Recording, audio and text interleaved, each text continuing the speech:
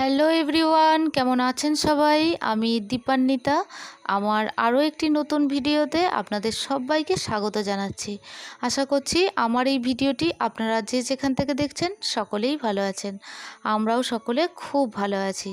তবে আজকের ভিডিওটা জানেন, আজকে অন্যরকম ভিডিও নিয়ে চলে এসেছি আপনাদের সামনে। আজকে হলো আমার পুজোর সমস্ত বাসনপত্র নিয়েই চলে এসেছি। তবে এক বোন আমাকে রিকোয়েস্ট করেছিল যে দিদিভাই, যে আপনার পুজোর বাসনপত্রের সম্ভার নিয়ে একদিন একটা ভিডিও করুন। তো আমরা দেখতে চাই আপনার পুজোর বাসনপত্রের ভিডিও। তো তাই এটা হলো রিকোয়েস্টেড ভিডিও। অনেক দিন আগেই বোন বলেছিল, তো আমার সময় হয়ে উঠছিল না, তাই আমি দেখাতে পারছিলাম না। তো চলুন, আজকে আমি প্রথমেই আপনাদের আমার যে ছোট্ট বাটি আছে সেই বাটি থেকেই আমি ভিডিওটি স্টার্ট করছি, যে আমার কি কি বাটি আছে। আর আপনাদের তো আমি দেখিয়েছি, আমি যখন কিছু জিনিস আমি কিনি মানে ঠাকুরের পুজোর জন্য, সেগুলো আপনাদের সঙ্গে শেয়ার করি। তো এই বাটিগুলো এই রিসেন্ট কিনেছি, 5টা স্টিলের বাটি। তো সেইগুলোই আপনাদের দেখিয়ে দিচ্ছি। তো বেশ ভারী, জানেন তো, এগুলো আমার পছন্দ হয়েছিল তো নিয়েছিলাম। আর এটাও বেশ ভারী, বেশ ওয়েটি। তো এটা হলো পিতলের। আর এটা নিয়েছিলাম ওই চন্দন, আমি যেহেতু তিলক দিই আমার ঈশ্বরকে, তো সেই কারণেই নিয়েছি। আবার অন্যান্য প্রয়োজনেও কাজে লাগবে। তবে এই যে বাটিটা দেখছেন, এটা আমার সবচেয়ে পছন্দের বাটি। মানে এত সুন্দর ছোট্ট, আর এত সুন্দর ডিজাইন, আমার ভীষণ পছন্দ হয়েছিল জানেন। তো এটা নিয়ে নিয়েছিলাম। আর এই একটা বাটি, এটাও আমি পুজোর প্রয়োজনে, মানে ঠাকুরকে যেহেতু তিলক দিই বা তুলসী পাতা হয়তো রাখলাম, সেই কারণেই ছোট ছোট বাটিগুলো কিনে রেখেছিলাম। আর আরেকটা যে বড় বাটি দেখালাম, তো ওইটা অনেক পুরনো জানেন, ওটা আমার শাশুড়ি মার। তো আমার পুজোর কাজে ব্যবহারের জন্য লাগবে বলে তাই আমাকে উনি দিয়েছিলেন।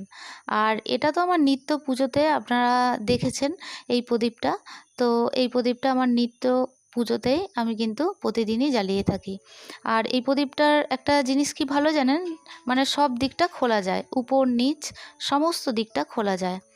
আর এই যে প্রদীপটা, কাঁসার প্রদীপ, এটা আমার পছন্দ হয়েছিল। ঘিয়ের প্রদীপ আর তেলের প্রদীপ জ্বালাবো বলেই ওটা নিয়ে এসেছিলাম। তবে জানেন, আমি এতদিন হয়ে গেল ব্যবহার আর করা হয়ে ওঠেনি। তবে দেখি বিশেষ কোনো পুজোর দিন হয়তো ব্যবহার করব। আর একটা প্রদীপ আপনাদের দেখালাম, যেটা একটু স্ট্যান্ড টাইপের প্রদীপ, লম্বা মতো, ওটা একটা আছে। আর একটা আমি প্রতিদিন নিত্য পূজায় ব্যবহার করছি, তো সেটা আর আমি দেখালাম না। আর এদিকে দেখালাম পঞ্চপ্রদীপ। তো এবারে দেখাচ্ছি আমি, এটা কপুরদানি, দুটো কপুরদানি আছে, একটা বেশ ভারী ওয়েটি আর একটা হলো হালকা। তবে কি জানেন তো, প্রথম যখন সংসার আমি শুরু করেছিলাম, প্রথম যখন পুজো আরম্ভ করেছিলাম, তখন তো বুঝিনি কোনটা ভারী নিলে ভালো হবে বা হালকা। তো আস্তে আস্তে বুঝেছি যে হ্যাঁ, একটু ভারী মতন নিলে সেটা মাজলে ধুলে বেশ ভালো হয়। তো তাই একটা ভারী নিয়েছি আর একটা হালকা নিয়েছি। আর এই যে স্ট্যান্ডটা দেখছেন, এটা আমি অনলাইন থেকে পারচেস করেছিলাম। এটাতে ঘটি দিয়ে, মানে আমি যখন লক্ষ্মীর ঘট পাতি তখনও প্রয়োজনে কাজে লাগে, বা সরস্বতী মায়ের ঘট পাততেও কাজে লাগে। তবে আপনারা হয়তো লক্ষ্য করেছেন, আমি নিত্য পূজায় কিন্তু আমার সরস্বতী মায়ের ঘটটি কিন্তু ওই স্ট্যান্ডের মধ্যেই রেখেছি। এরপরে এই যে আমসরটা দেখাচ্ছি, এটা ভীষণ পুরনো। প্রথম যখন আমি সংসার শুরু করেছিলাম, প্রথম যখন পুজো আরম্ভ করেছিলাম, তখনের আমসরটা জানেন, আমি কিন্তু কোনো জিনিসই নষ্ট করিনি, সবই রেখে দিয়েছি। আর এই যে প্লেটগুলো দেখছেন, এইগুলোও আমার ওই প্রথম যখন পুজো শুরু করেছিলাম, প্রথম সংসার জীবন আমার যখন শুরু হয়েছিল, প্রথম এই যে এই প্লেটগুলো আমি কিনেছিলাম। তবে এইগুলো এই রিসেন্ট আমি কিনেছি। এই যে প্লেটগুলো দেখাচ্ছি, ঠাকুরের ভোগ দিই, আপনারা তো দেখেছেন আমার নিত্য পুজো আমি ব্যবহার করি। তো যেগুলো আমি প্রথম থেকে ব্যবহার করছি অনেক দিন আগে থেকে, সেগুলোও আমি তুলে রেখেছি, কিছুই আমি নষ্ট করিনি। তবে কিছু জিনিস, পুরনো জিনিস দিয়ে যে নতুন জিনিস আনার একটা ব্যাপার থাকে, সেটাও আমি কখনো করিনি, রেখে দিয়েছি। যে আমি তো প্রথম ব্যবহার করতাম, তো তাই আমি ওগুলো আমার স্মৃতি হিসেবেই আমি রেখে দিয়েছি। আর এই যে দুটো ছোট ছোট গ্লাস দেখাচ্ছি, এই গ্লাসগুলোও আমার ওই যখন আমি প্রথম পুজো আরম্ভ করি, মানে পুজো করতাম প্রথম সেই তখনের কেনা ছোট্ট দুটো গ্লাস। তারপরে আমি বড় গ্লাস কিনেছি। আর এই যে প্রদীপটা, আমার যে স্ট্যান্ড প্রদীপ আছে, মানে গাছ প্রদীপ যেটাকে বলে, ওই সেই প্রদীপের মধ্যেই আমি এটা দিয়ে থাকি। আর এই ধূপদানিটা তো আপনারা দেখেছেন আমি যখন প্রথম কিনেছিলাম, তো একটা স্টিলের ছিল। তো ভাবলাম সবই যখন আমার পিতলের আছে, তো একটা স্টিলেরটা বাদ দিয়ে একটা পিতলের কিনি। আর এটাও আমি এই রিসেন্ট কিনেছি, অনলাইন থেকে পারচেস করেছি। ভীষণ ভালো জিনিসটা, আমার ভীষণ পছন্দ হয়েছিল, আমি নিয়েছিলাম। এটাও আপনাদের দেখিয়ে দিলাম। এরপর চলুন আমার কতগুলো ঘটি আছে সেই ঘটিগুলো দেখানো যাক। এটা কাঁসার ঘটি, জানেন, বেশ ওয়েটি। আমার ভীষণ পছন্দ হয়েছিল দোকানে গিয়ে। তো এটা এক সময় মানে 1 বছর লক্ষ্মী পুজোর দিন আমি কিনেছিলাম। আর এটা সরস্বতী মায়ের ঘট হিসেবেই আমি ব্যবহার করতাম। পাশের ঘরটি যেটা তুললাম, তো ওই ঘরটাও বেশ ভালো এবং বেশ ভারী। ওটা পিতলের আর একটা কাঁসার। আর এই যে ঘটিটা, এর ডিজাইনটা আমার ভীষণ ইউনিক লেগেছে বলে এটাও আমি নিয়ে নিয়েছি। তবে কি জানেন তো, বাসনপত্রের প্রতি আমার একটু আলাদাই নেশা আছে, ঠাকুরের বাসনপত্রের প্রতি। তো তাই যখন মনে হয় যে হ্যাঁ এটা একটু আলাদা রকমের, তখন কিনে নিই। আর এই যে ঘটিটা দেখছেন, এই রিসেন্ট আমার শাশুড়ি মা আমাকে দিয়েছেন। কারণ হলো ওটা অনেক দিন তোলা থেকে থেকে এমন দাগ পড়ে গেছে, তো তাই আমার শাশুড়ি মা বললো এটা যদি তুই ব্যবহার করিস তো কর। তবে জানেন ওই দাগটা প্রতিদিন মাজতে মাজতে উঠে যাবে। আর এইটা যখন প্রথম আমি সংসার, ওই যে বলেছিলাম যে প্রথম যখন সংসার শুরু করেছিলাম, তখন আমার শাশুড়ি মা ওটা কিনে দিয়েছিল। তো ওটা তুবড়ে গেছে, কিন্তু তবুও আমি ওটা বাদ দিইনি। বাদ বলতে হয় না, পুরনো জিনিস ফেরত দিয়ে আবার নতুন জিনিস আনার একটা ব্যাপার থাকে, তো সেটা আর করিনি। আমার স্মৃতি হয়ে থেকে যাক আমার কাছে। তো এটা হলো বেশ বড় মতো ঘটি। আর এগুলো সব তোলা ছিল, জানেন। আমি যেহেতু আজকে আপনাদের আমার বাসনপত্রের ভিডিও শেয়ার করছি, তাই এগুলো আমি আমার বক্স খাট থেকে বার করলাম। তো এটাও একটা ঘটি, বড় ঘটি। আর এটা হলো পুরী থেকে আনা, আমার শাশুড়ি মাই এনেছিলেন। তো আপনাদের লেখাটা দেখানোর চেষ্টা করছি, মানে পুরীর জগন্নাথের নাম লেখা আছে। তো সেটা বোঝা যাচ্ছে না মানে ক্যামেরার মধ্যে। তো এটা পুরী থেকে আনা, খুব একটা যে ভালো পিতল তা কিন্তু নয়। তো যাই হোক, এটাও আছে, এটাও মেজে ধুয়ে পরিষ্কার করে রেখেছি। আর এই থালাটা আপনারা দেখেছেন আমার নিত্য পূজাতে আমি মাঝে মধ্যেই আমার বাবা ভোলানাথকে স্নান করাবার জন্য এই কাঁসার থালাটা, মানে ছোট কাঁসার থালাটা। আর এইটা হচ্ছে খাগড়াই কাঁসার থালা বলে না আগেকার, এটাও আমার শাশুড়ি মা, মানে আমার শাশুড়ি মার বাবা আমার শাশুড়ি মাকে বিয়ের সময় দিয়েছিলেন। তো উনি আমাকে এটা ব্যবহার করতে দিয়েছেন। আর এই যে পুষ্পপত্রটা দেখলেন, আমার যখন কার্তিক পুজো হয়েছিল তখন আমি এটা কিনেছিলাম, মানে ওই পুষ্পপত্রটা, বড় পুষ্পপত্র। এরপর চলুন আমার যে থালাগুলো আছে সেই থালাগুলো, মানে থালা বলতে কিছু রেকাব আছে আর কিছু হচ্ছে ছোট ছোট প্লেট আছে, বড় প্লেট আছে, মোটামুটি যেগুলো আছে সেগুলোই আপনাদের দেখিয়ে দিই। তবে কি জানেন তো, আমার আরও বাসনপত্র আছে, তোলা আছে, নারায়ণের সিন্নিধি, সেগুলো আর বার করা হলো না, জানেন। তবে অন্য আরও একটি ভিডিওতে অবশ্যই আপনাদের সঙ্গে শেয়ার করব। আর এই পুষ্পপত্রটা তো আপনারা প্রতিদিনই দেখেন, আমি ফুল তুলে সাজিয়ে গুছিয়ে রাখি। তো এটা আর দেখানোর কিছু ছিল না, তবুও যেহেতু শেয়ার করছি তাই দেখিয়ে দিলাম। আর এই প্লেটটাও আমার ভীষণ পছন্দ হয়েছিল, এই থালাটা। তো এটাও আমি কিনেছিলাম 1 বছর পুজো, মানে লক্ষ্মী পুজোর দিন কিনেছিলাম। তবে জানেন প্রতি বছরই লক্ষ্মী পুজোর দিন আমি কিছু না কিছু জিনিস কিনতেই থাকি। তো আমার পছন্দ হয়, পছন্দ মতো আমি কিনে নিই। আর এটাও 1 বছর লক্ষ্মী পুজোর দিন আমি কিনেছিলাম, মানে আগের বছর কিনেছিলাম।